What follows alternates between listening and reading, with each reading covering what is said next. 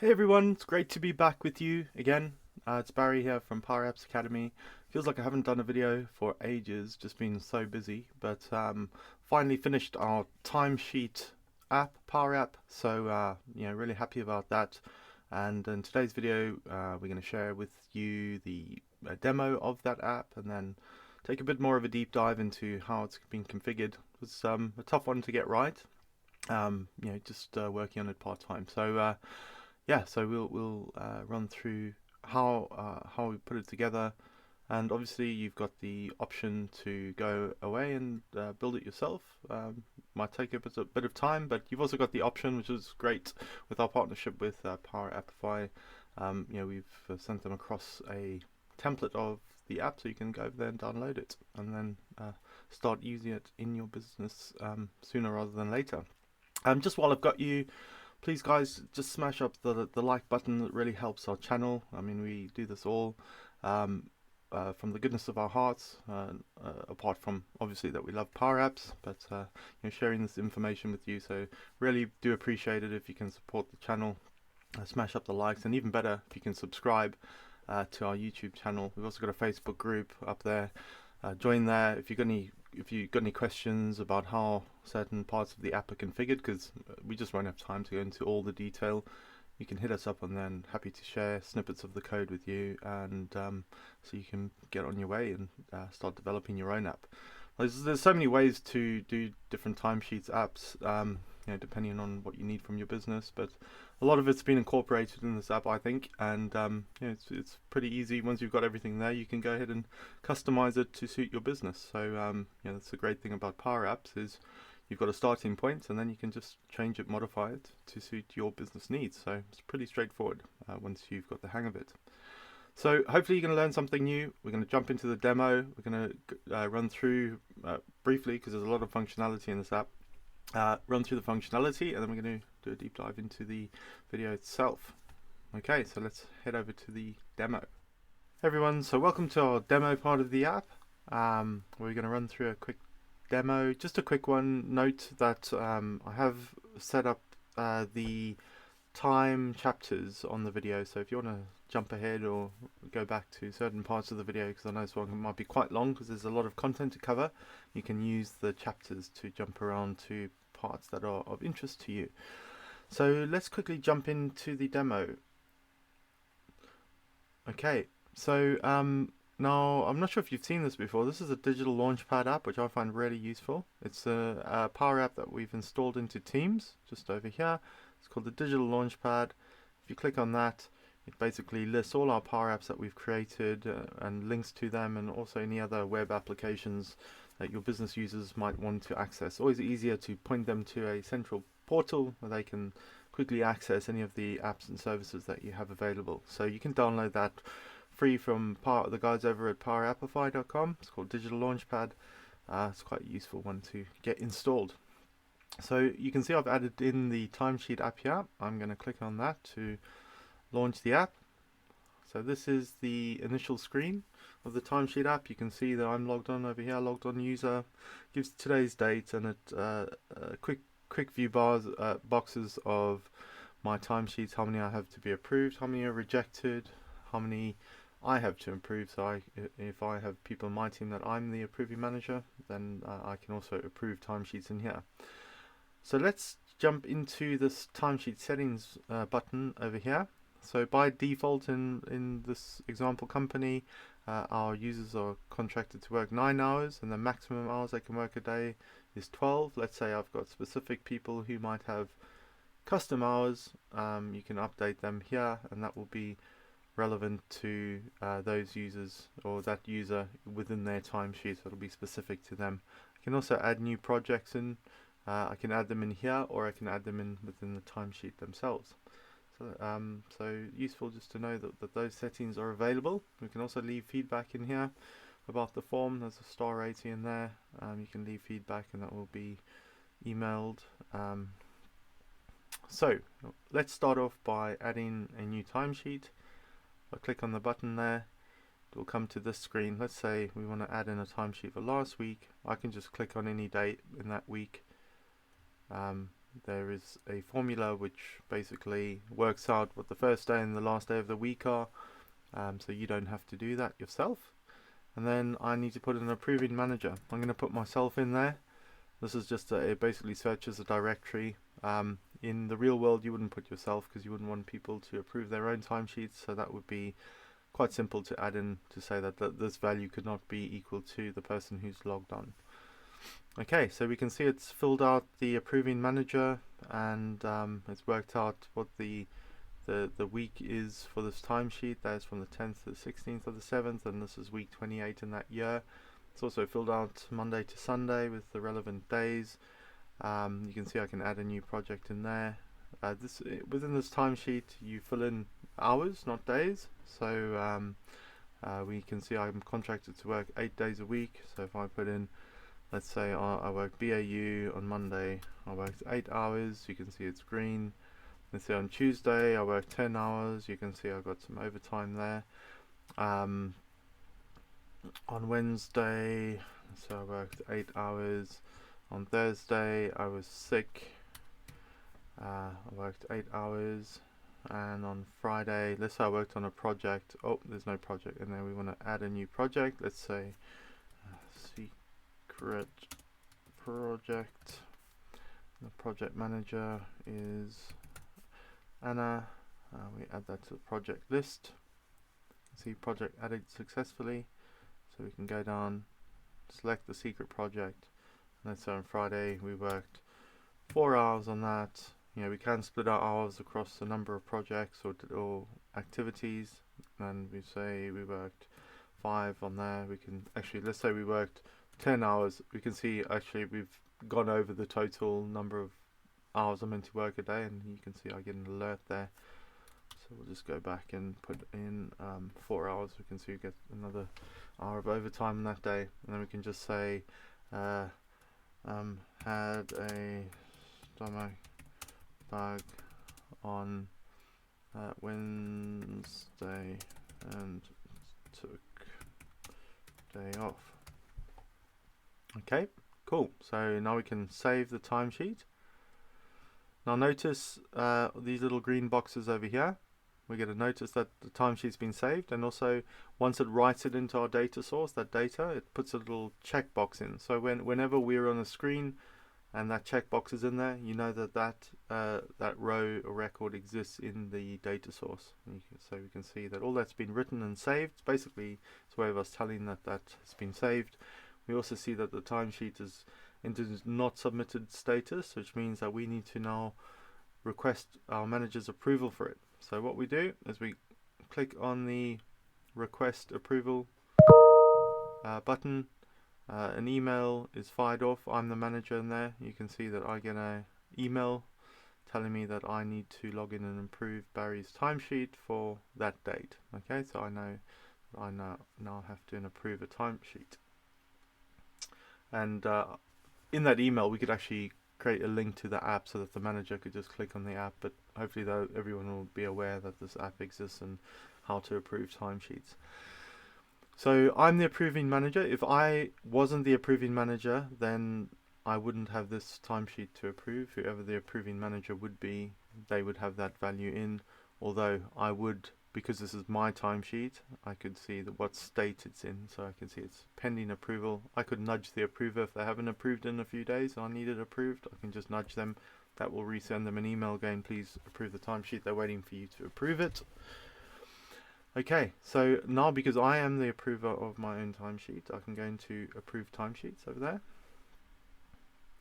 You can see that it's listed there for approval. If I've got more than one timesheet to approve for any of my staff, they will all be listed in here. I can select the timesheet that I want to approve. And let's say for a bad example here, I didn't want them to put they had a stomach bug in their notes. I could reject this. Please remove reason for sickness from timesheet notes. Okay, then I could reject that. You can see that removes it. I can return back to my screen, and because it's my timesheet, I can then go, okay, I see my timesheet has rejected. and I need to then make some modifications. So I will open that timesheet. If I click on that button, it opens that specific timesheet, and I can see here the notes has been rejected, and I can see please remove the reason for sickness from timesheet notes. So I can go okay, I'll just say I was sick on Wednesday and took the day off. Okay, and then I will save that so it's updated in the data source, and then I can re-request for approval. Notice that this button here, let's say I'd requested my manager to approve my timesheet, but they were off sick, and then they could no longer request it. I needed it approved. I can then change the approving manager. This button just overrides and resends out the approval email to the new manager who will approve the email. So that just to note that functionality is in there. So I'm going to go back to the main menu. Notice that I can't update the timesheet, so let me just go back in quickly.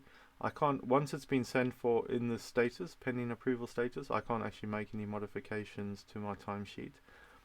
Only when it's in a rejected state or it hasn't yet been sent for approval. If it's in an approved state or pending approval state, that's fixed and I can't make any changes to it. So let's go back here. Again, I'm the approving manager for this timesheet, so I'm going to go back in here.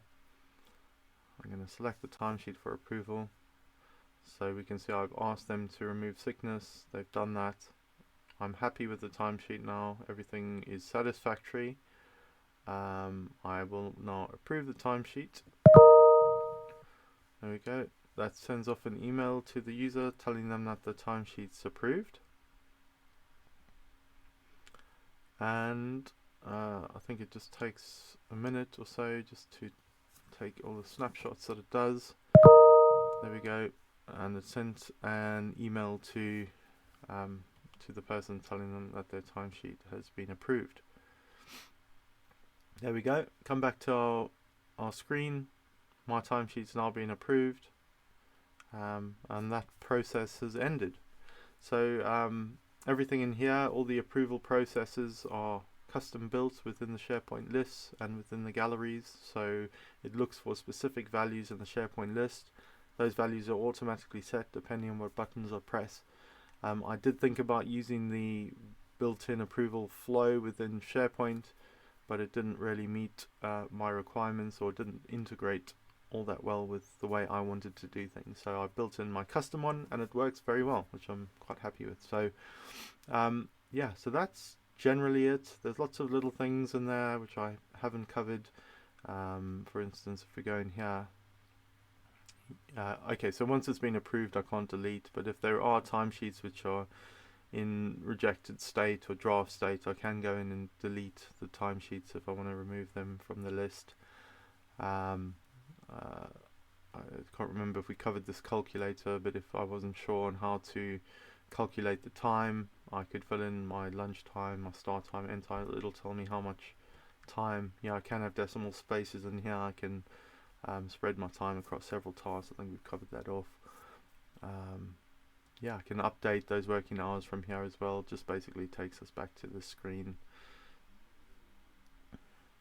Okay, so yeah, I can add as many as I want timesheets, and yeah, so that's it. Hopefully you can see the use for this timesheet app. As I said, it's often that you might want to tweak it a little bit, and the great thing about Power Apps is that you can go in and customize it to suit your business needs. So it's up to you. In the next video we're going to have a look at what the code is that we use to configure the timesheet app, but if you want to just download the template and install it, you can do that too. So just head over to powerappify.com. Our friends over there will have this app as a template, and you can customize it yourself, and that probably save you many hours. Okay, so let's hop over to the next video, which is how we configured the app. And just bear in mind, we are only going to touch on it. It took us weeks and weeks and weeks of work.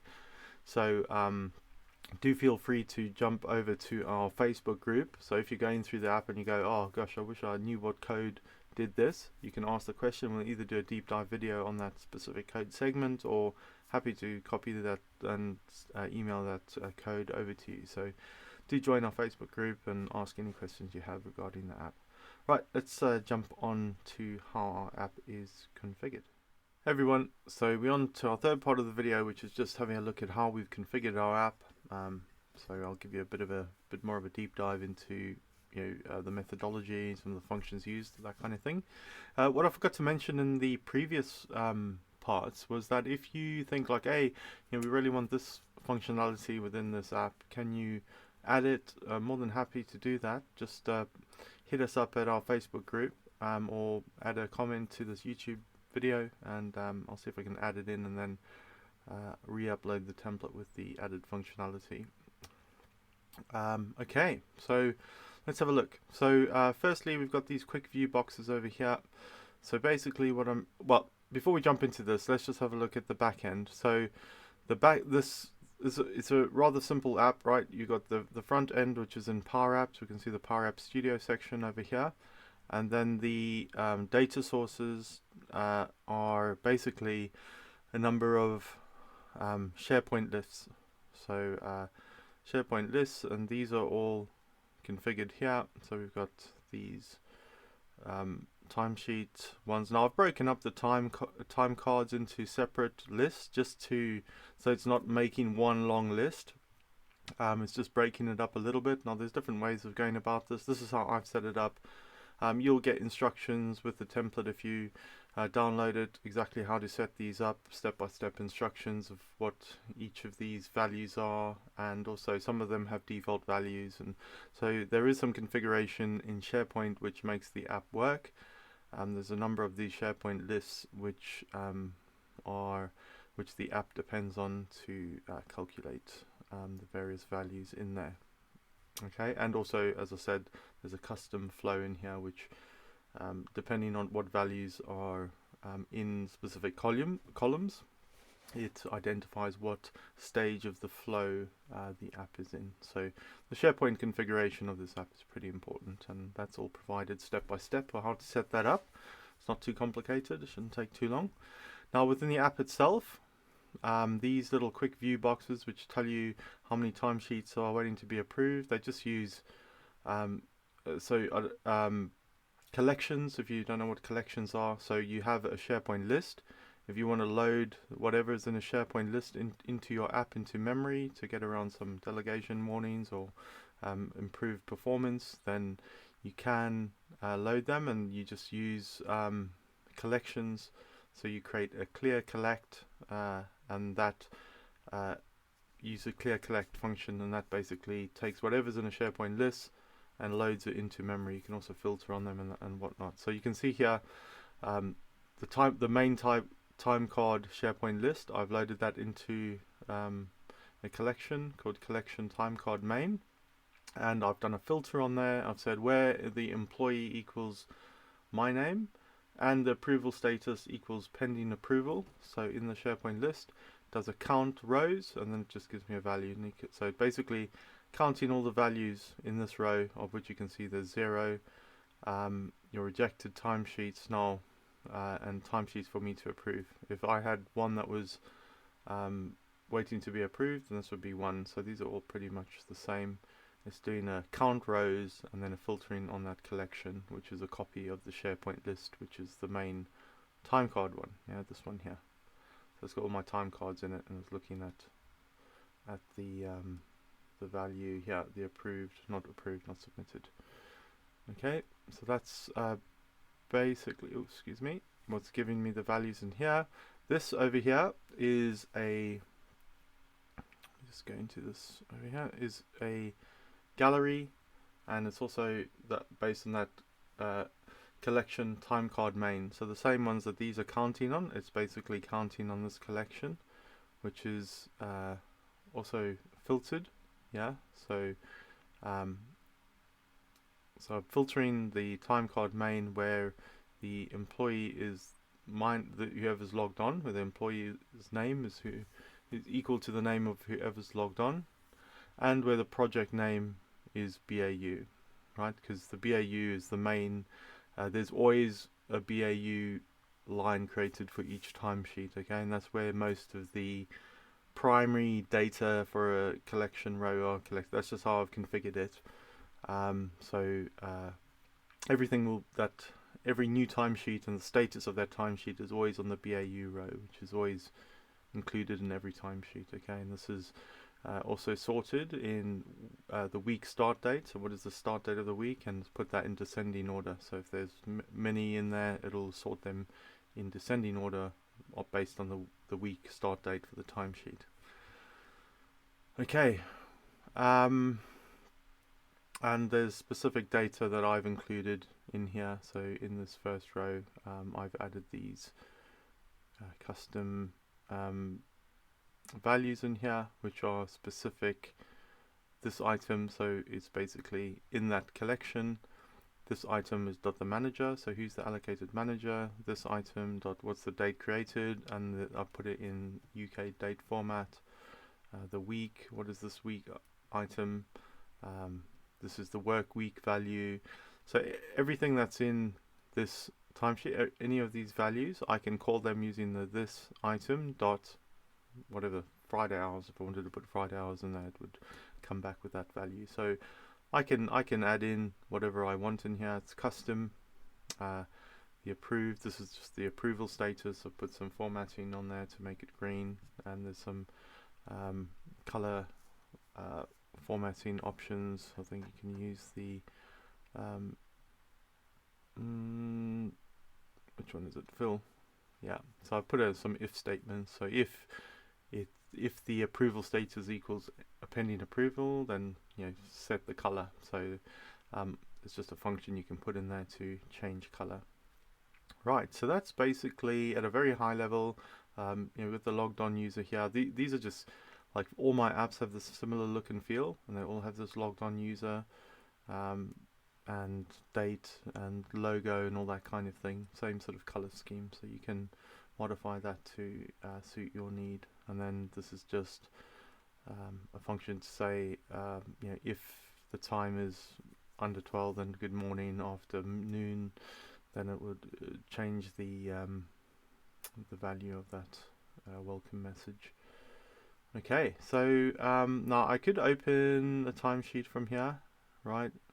It just goes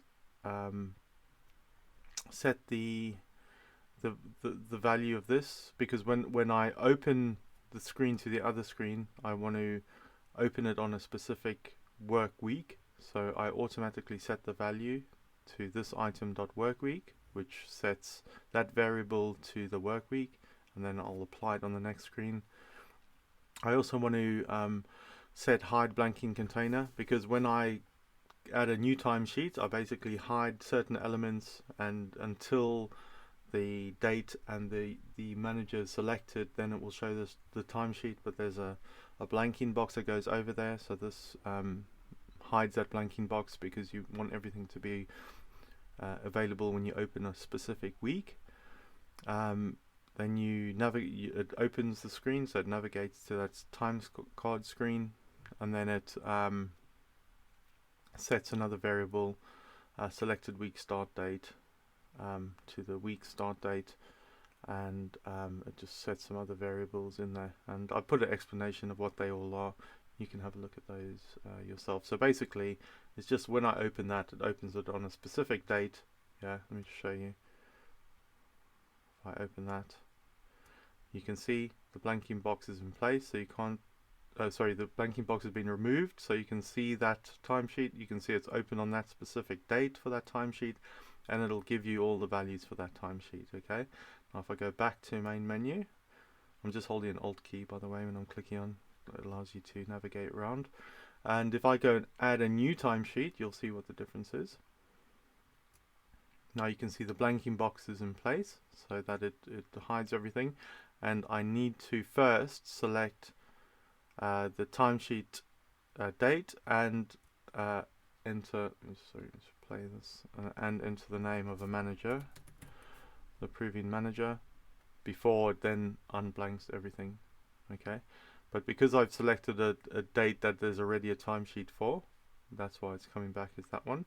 But if I go in here and I select one that there isn't, so let's go back for June the 7th, yeah, then I need to click on this first. There we go, and then it's a blank timesheet. Okay, there's no timesheet in there. So I could, I can select a date for which there is already a timesheet, and it will show me the timesheet with all the values and the approval status. Or if I select one that there isn't a timesheet for, you'll see it'll be a blank timesheet with no ticks in here. Right. Okay. Let's just go back quickly and look at the difference in the code on this one. So this is very simple, this one. So we just var new timesheet is equal to true, and the reason I've set that variable, it just helps me if it's identify that it's I'm clicking a new timesheet, and it helps to hide certain elements until until it's ready to display the timesheet. So that's how I use variables in here. Okay, so right, so let's go to the main screen, which is where most of the magic happens. So you can see that we're on our new screen over here. I need to select the name, sorry, just for it to show. Right, that shows the timesheet. Now, yeah, so this is just a date picker. I've just added in a date picker here. Oopsie daisy. Let's click back on there. So it sets if the var new timesheet, remember I said I set that new timesheet variable in the last button to open the screen. If it's equal to true, then set today's date, so it'll default to today's date. And then if not, then it will open to the var selected week, which will be on the, if I was opening one that already had a predefined date, it would set that date to whatever the date was, that had been selected for that timesheet. So this just puts a logic in there for that. I'm just checking if there's anything else I put in for that. I don't think so. Okay, yeah. So there's the date, and then this is a combo box. I use this quite a bit. It's you make sure if you want to use Office 365 users, you just add in this Office 365 users as a data source. It's just a built-in one for Office 365. Make sure that's in, and then you get this search user function in there, v2. You can just copy this, and basically this is a combo box. I start with all my combo boxes with CBO underscore, and I've called it select employer manager dot search text. So as I'm typing in a name in there, it will start searching in the directory to see any users that match that spelling, and it'll help narrow down that search, because if I don't do that, it'll just be a long list of names, which will be difficult. So you want to use this, and then just make sure when you're using this, you click on the advanced tab here. You make sure that these display name is set, otherwise it won't show the display name. You don't want to select multiple items. You want is searchable must equal true. Yeah, those are the key things in there. So just have a look at those settings when you want to set this up. And then that's an easy way to search a directory, right? And then I've got an easy way of adding in names. You don't want to make it a free form, because people can put in spelling mistakes and all sorts, and then it's difficult. I also can then, based on whatever the value is in here, I also get their email address for that user, which I also secretly in the background write back, because I need to send emails to managers and stuff like that. So that makes it really useful for that kind of thing. Right, one of the challenges I had was actually setting up the timesheet itself. You can see there's a lot of boxes in here. Now, if I had to redo this, I would actually put it in a container, but I didn't in this case. I mean, it's not the end of the world. It still works, but having a container makes it very easy to switch that container on and off, visibility and stuff. So what I've had to do is just put a blanking plate over it instead, just because I ran through so many different iterations when coming up with this design. I changed my mind a lot, and anyway, I ended up with what I have now, and it works. So there's no issues there. Let's just have a look here. So this timesheet value is just basically whoever's the logged on user. This is my timesheet. You can only set up timesheets for yourself. And then this here is the selected week start date to end date. Okay, that is set. Where is that set? That is set somewhere. Let me just try. I'm just trying to remind myself where. Give me 2 seconds. There we go. On change. Okay. Now where I've got these green, it's just I've had code in there and then I've coded it out, which means that it's not what I'm going to use anymore. I'll eventually delete it, but you can just ignore it. It's either an explanation of what the code does, or it's just because I've blanked it out. So so basically, when I update that value in that date box, it has some code there. So if is blank, if the lookup for the table time card, where the employee equals the logged on user and the work week is equal to the value in that box over there, then if any of that is blank, then it'll reset some values here, and then it will set some of these values over here, okay, which is these are variables. So it's setting my week start date, my end date, and also this selected week start to end, right, which is that variable. And if I go in here, this is selected week start to end, so that's what sets that variable in there. So based on when this is updated and I exit, there's a if statement there, and it basically sets up these values over here, okay. And then these values in here are so Monday, and then it sets the date there, so which is date add, and then it changes it to a text format. It uses a date add function, so date underscore time selector, so that time selector there, the selected date 1 minus weekday, and then date time selector, date selector day, Monday days. Okay, so basically it's working out the Monday of the dates selected in there, right? So you can go through that, just break it apart in your mind, so you can work through it. Basically it's saying whatever the date is selected in there, take the first date, Monday, first Monday in that date, and then it works it out for you, and it puts it in UK date format. You might want to change that to month, day, year. If you're in the US, for instance, you can do that by changing that date format. And that's the same for each of these, right? Tuesday, you can see it says works it out +1, yeah. This will be +2 of the Monday, +3, and so forth till the end of the week. Okay, so there's the code. That's how I've done it to get those values over there. Okay, so that gives you all the headings. The rest of these headings are all pretty static. Now the rows in here, so these weeks, it basically just calls out selected week over here. This is determined when I exit that. It determines what the week range is and the selected week in the year. There's a function, one of the date functions do that, and then it just populates that with the week. Okay, and then these are all static, general BAU. Proving manager is based on the proving manager I put in here. The billing time is static, so I've set all of those those don't change. And then the hours, right? So when I go in here and I make any changes, I update the hours in here.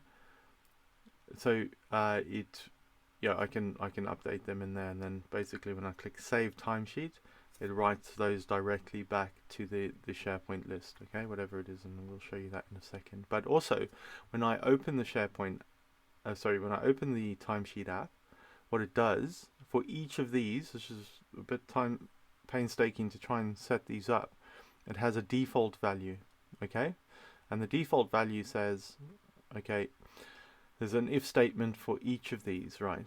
And it says if this lookup over here is blank, then set the value to 0. So the lookup is because this is holiday, yeah, this row is holiday.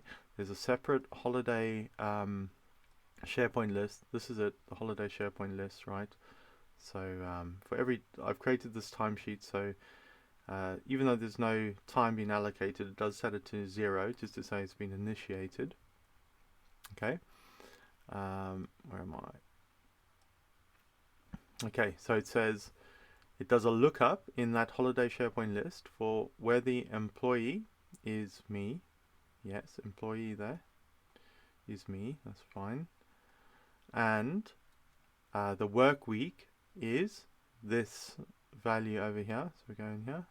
The work week is that 10th to the 16th. You can see that's the same. Oh, sorry, I haven't saved this one yet. But yeah, that's why it's 0. But sorry, for instance, if there was one in there that had 10th to the 16th, yeah, then that would be true. So if it wouldn't be blank, then it would return Monday hours, okay, and it would put whatever I have in that SharePoint list as the value in here. If it's looking at these and it goes, actually, you know, there isn't a row in that SharePoint list with this date, it will come back as blank, and if it's blank, this will fail and it will add a 0. Okay, and if, as I said, if there is a value in there, then it will add the value with the 2 decimal places. Okay, so basically all of these are exactly the same. It basically looks up in that SharePoint list, is there a row for this week and this logged on user? If there is, return the value and put it in there. If there isn't, then just put a 0 in there, and that's how it defaults to 0 when there is no timesheet available. And it's exactly the same for each of these, right? So you can see for this one it's the same, but it's looking in the sick SharePoint list, and this one is the unpaid leave SharePoint list, exactly the same, right? So they're all the same. And then the regular one is now these regular 1, 2, 3, 4. These are all have a regular column, so it looks up for regular 1, 2, 3, 4. Just because all of these ones from regular 1 to 5 are all in the same SharePoint list, so they're all in this time card list. So this will be the biggest list. You can see there's regular 1 or 2. So if I have a BAU row and a number of projects I'm working on for a single week, they'll all be in this SharePoint list, and that's how I identify 1, 2. They will always be the same values as the row that they're in, and that's how it looks back and gets the values for that row. So it took a bit of time working out the best way to do this, and you know, it's basically as you select a new date, it goes off, has a look at the SharePoint list for the default values and updates this. It seems to work pretty well. So that's the method I've gone with, and yeah, so that's it. And also, if the record already exists in here in the SharePoint list, these also come back as saved. So there'll be default value. So it looks up in the holiday list in this one particular SharePoint list. So if the work week is equal to that, and the holiday, and it's equal to bill to holiday, which is another column in there, and the employee matches that employee, then it comes back as initiated, which means that is true, and it'll put a tick in there. And that's the same for all of these, right? They have the same sort of logic. So this lookup function in here is, I'd say the two main ones that I'm using are this lookup. So basically it looks up in any SharePoint list. Yeah, let's just have a look at the formula quickly. So lookup, yeah, is the function. The source is my SharePoint list, or it could be a collection, or any you know, it could be a database, spreadsheet, whatever, anything I've set up in here. So it looks up in that SharePoint list, this is the condition. So where my work week equals this label over here, where if the build to column in there is equal to static defined string there, I put holiday, and the employee is equal to my timesheet employee name, which is this one over here, Barry Abrahamson. So if all of those are matching, then that is true, right? And then it will return. Yeah, it will return initiated, which in this case is true or false in here. Initiated is true or false, that column. So if I go in here, column settings, edit, yeah, so yes or no, basically a true or false, and that's how it goes. Now if none of these are matching, then it will just return nothing, so it'll be is blank, and that's why sometimes I have the if it is blank, if that returns nothing, then do something. So there's quite a few if statements I use in there, but the lookup one's a really key one for this app and how it works. Okay, and everything's linked together basically by this by the user and by the date string, right? So where those two are the same, that's sort of like a primary key, and that's matches off all the different SharePoint lists. They all look for that, and where those are matching, then that's a match between all the different tables. Right, good. So hopefully that makes sense, that part of it. Let's just have a look. These ones over here are just adding up, so it just adds up all the time in there. And I think there's some things on the fill or the color. So have a look. It's fill, yeah.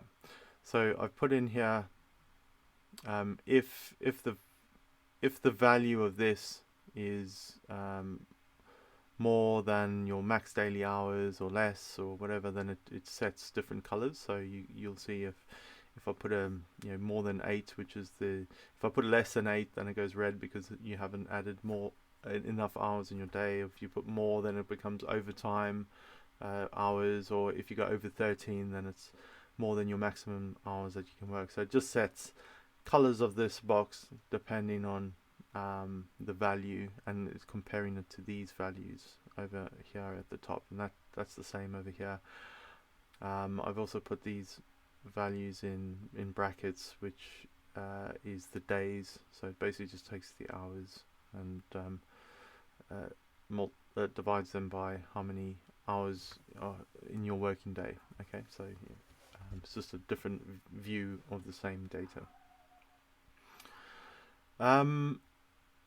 Right, so that's hopefully that covers it. I mean, as I said, it took quite a long time. Now this was quite tricky.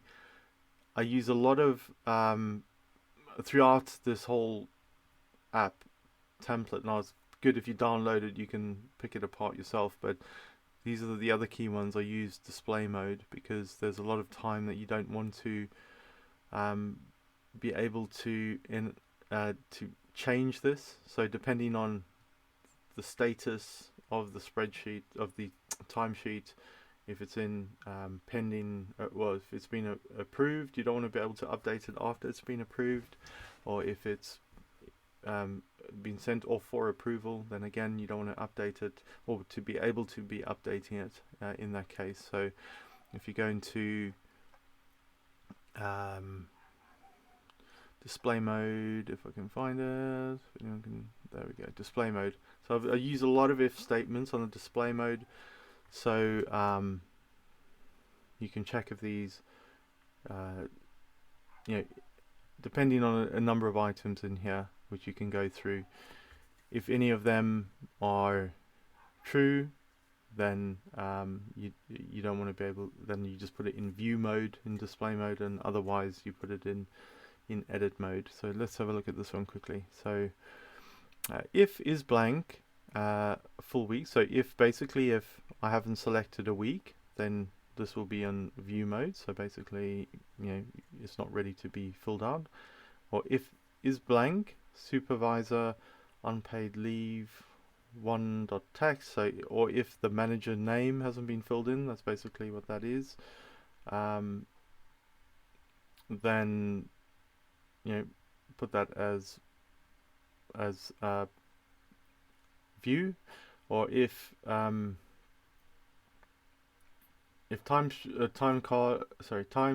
card screen approved dot visible. So if it's been approved, if that's true, then put it in view mode, or if it's in pending status, then again put it in view mode, otherwise put it in edit mode. Okay, so as I said, depending on the status of the timesheet will determine whether you can add time or if you can just view time. And the other one I've done here is these, which are additional projects that you can add. Yeah, these become, you can see that once I've selected it does that become enabled, and this one then becomes enabled once that one becomes enabled. So I can't go and fill out the bottom one first, so regular 5, without filling out regular 3 or 4, 2, 3 and 4 first. So it's sequential, and that's all done with logic, using the display mode again. So you'll see a lot of these if statements on the display modes, and that's how it works. Basically, it's just looking for, only if the row above it has been completed will it then allow you to complete the row below. And these are all dependent on, there's some chaining of if statements to say only if this row is enabled, then, and this drop down list is enabled in the terms of display mode, then enable these text boxes here. Okay, so there's a lot of complexity that goes in it. I think I've just given you the logic of how it works. If you want to start picking it apart, then you'd need to spend a little bit of time. Just watch this video. I've given you the tips. You'll be able to figure out yourself once you get into it. And where possible, I've added in comments, but sometimes I haven't. I've just seen, because there's a lot of different code in here. So, but generally look back in it, and somewhere there will be a comment in there, and you'll be able to work off of that. Okay, so that's it. I don't think we've covered this one here. This is just the calculator. Let's just have a look at this hours worked. I think there's something in there. Let's just have a look at this quickly. Where is this?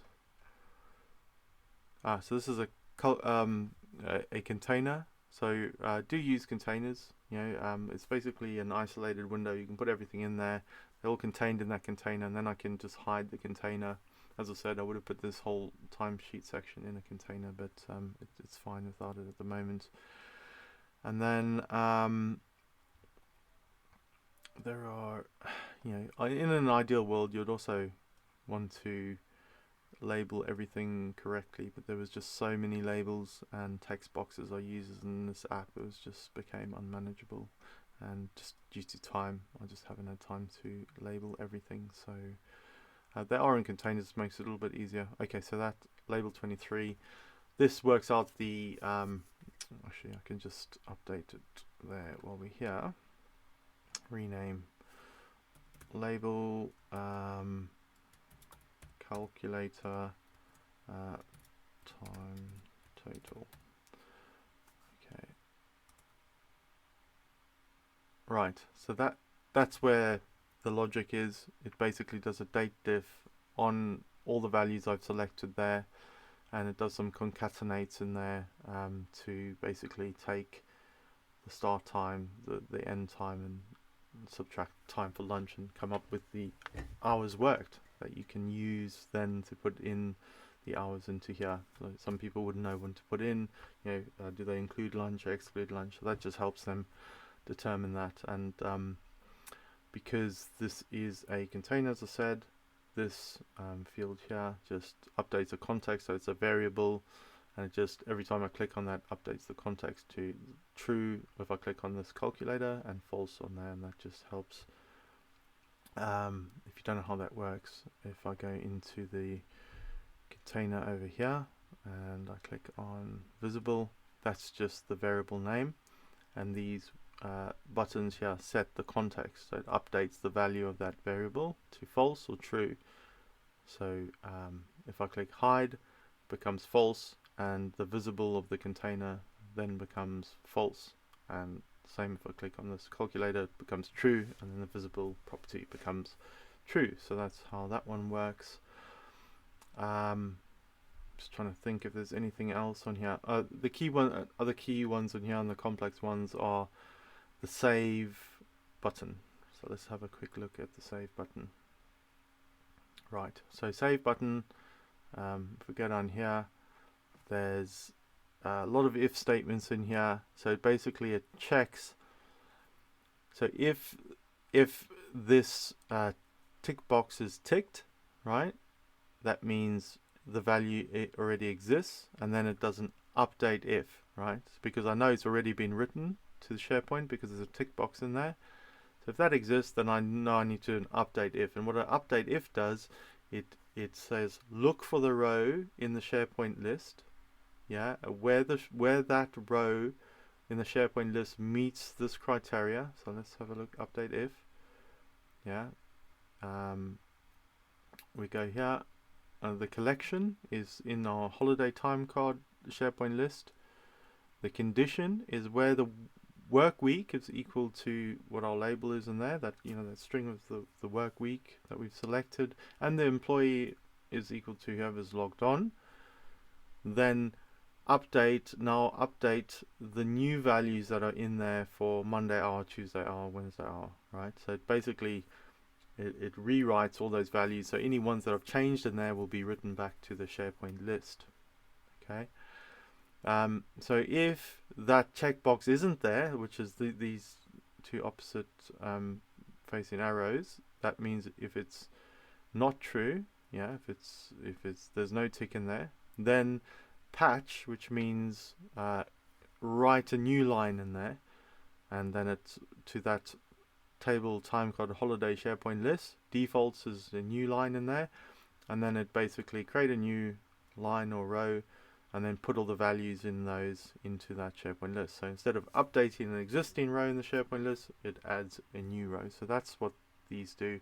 And there's one for each of the SharePoint lists in there. So the sick time, the unpaid leave time, the BAU, and all the projects. So that goes on and on and on, right? And so that all that is there to update or add new rows if it doesn't exist. Okay, and then there's the timesheet notes, which is that this little box on the side. That's a separate SharePoint list as well. That just adds in the notes. Okay, and then once it's saved, it says a little notify, which is a little green message that comes up at the top, which says that's been saved, and that will stick around for 400 milliseconds, 4 seconds, and then disappear. Okay, so that's the save function. There's request approval. So basically, once I've saved my timesheet, I have to have added time in and then saved it. Then I can request approval. And here it basically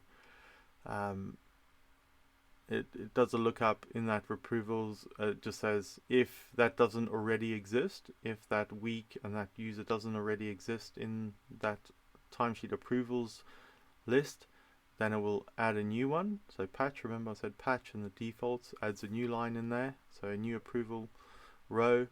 But if it does exist, then it doesn't update if, and it will update the existing row in there to pending approval. Okay, so that's I think when you first when it creates this one in here, one of the default values of the approval in there. So let's have a look at it quickly. Approvals.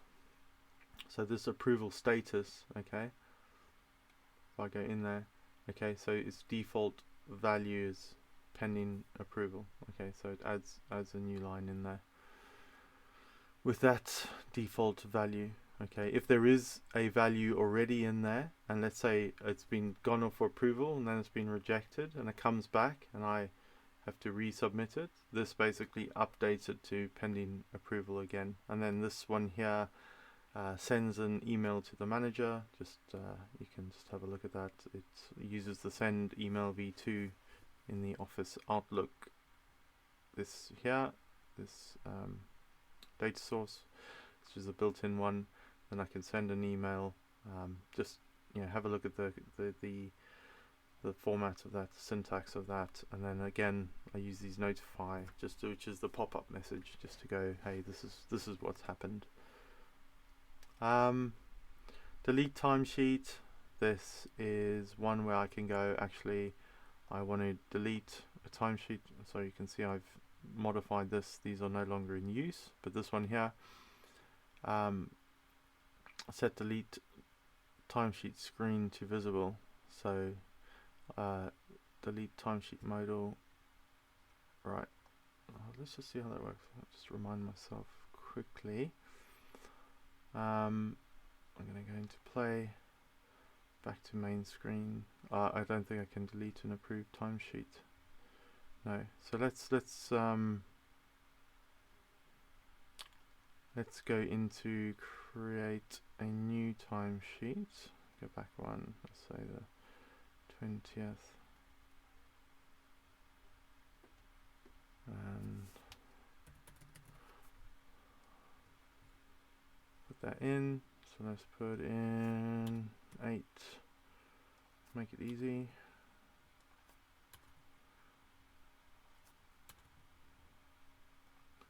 Okay, we've done a week for BAU. No notes. Okay, we want to save that. Okay, cool. As we've discussed, there we go. There's the message that comes up. Now I can also delete this timesheet. Okay, let's have a look. Delete. Okay, so it brings up this modal over here. It says, "Are you sure you want to delete this timesheet?" So let's just click on this to go back. Let's have a look at the delete button in here. We just want to be sure. And then it uses this remove if, which is similar to the update if. There's a remove if function. So remove if. This is the collection I'm focusing on. This is the condition where the week equals the selected week in that string, and the work week is the selected work week, right? And it just deletes those rows. Okay. Cool. All right. And then it does some resets down here of the different variables, and then sends out a notification message to say it's been deleted, and then it hides that modal value. Okay, so you can just have a look at that in more detail. I'm not going to go through it in too much detail there. We could try and delete it, I suppose. Let's have a look, see what happens. There we go. Yeah, that's been deleted. Comes back to being able to select a new timesheet again. We can have a look at this. Oh gosh, sorry. Made a mistake there. Let me just go back.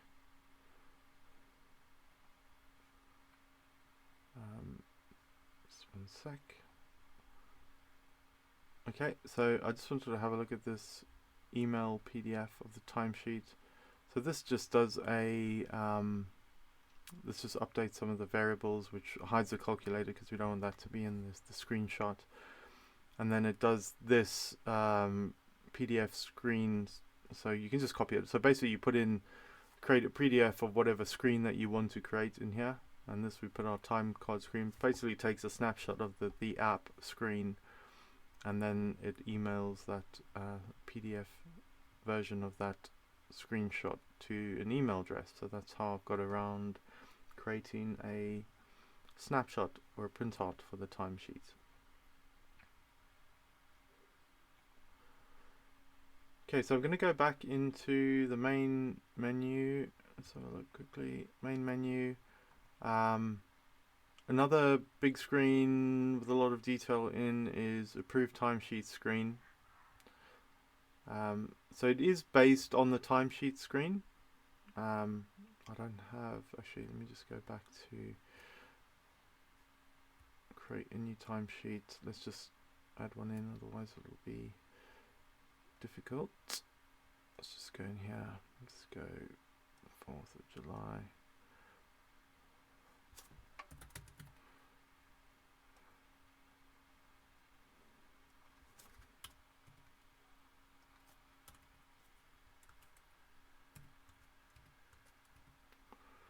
Okay, save.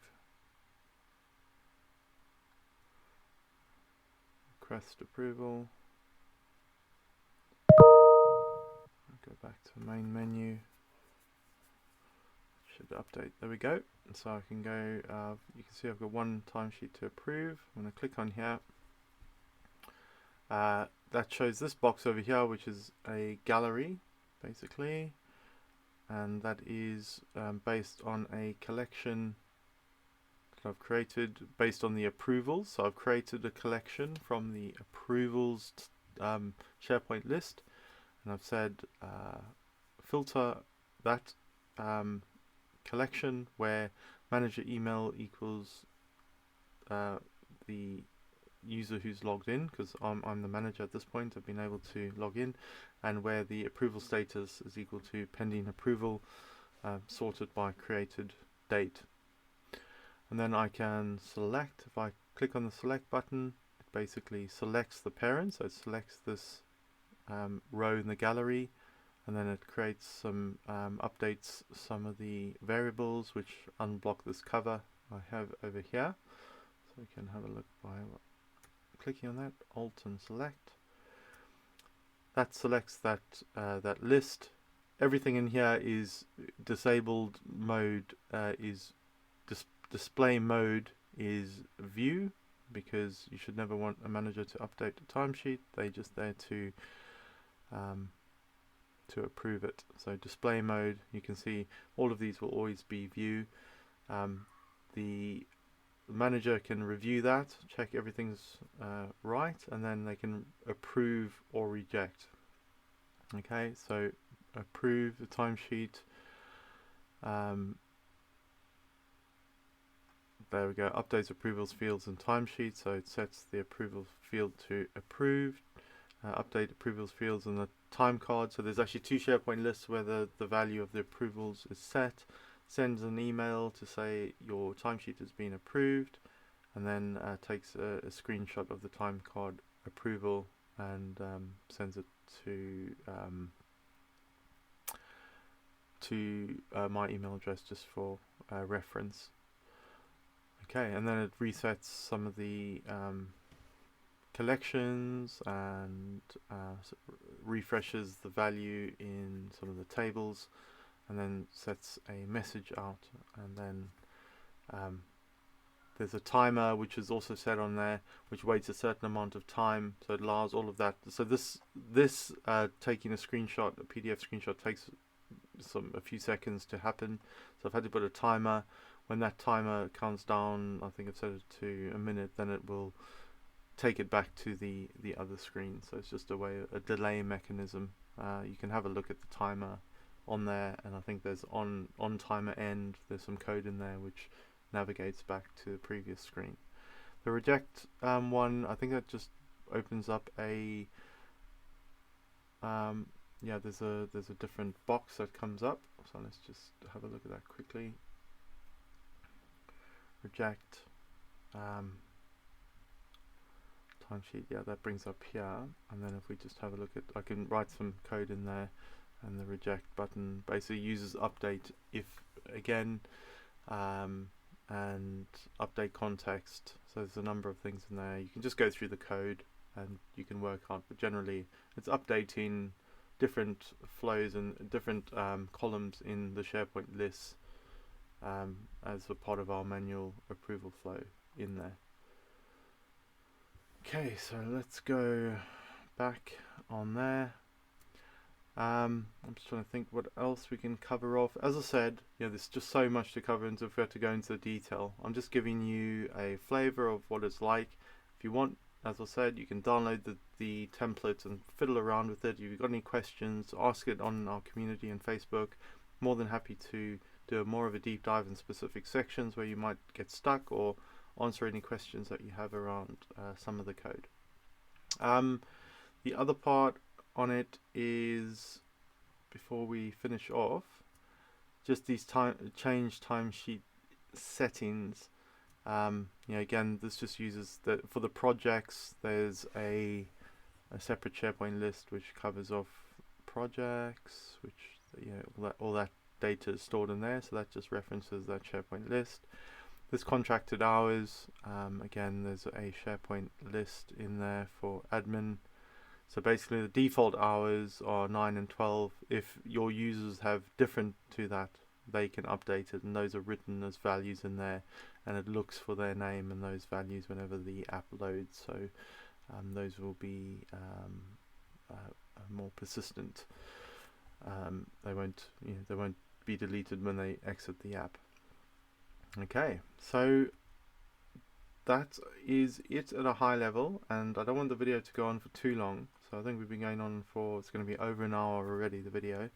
As I said, hit us up with any suggestions, any functionality you want added on, or if you've got any questions, please give us a thumbs up on the video, and join our subscribe, that would be great, and also join our Facebook group.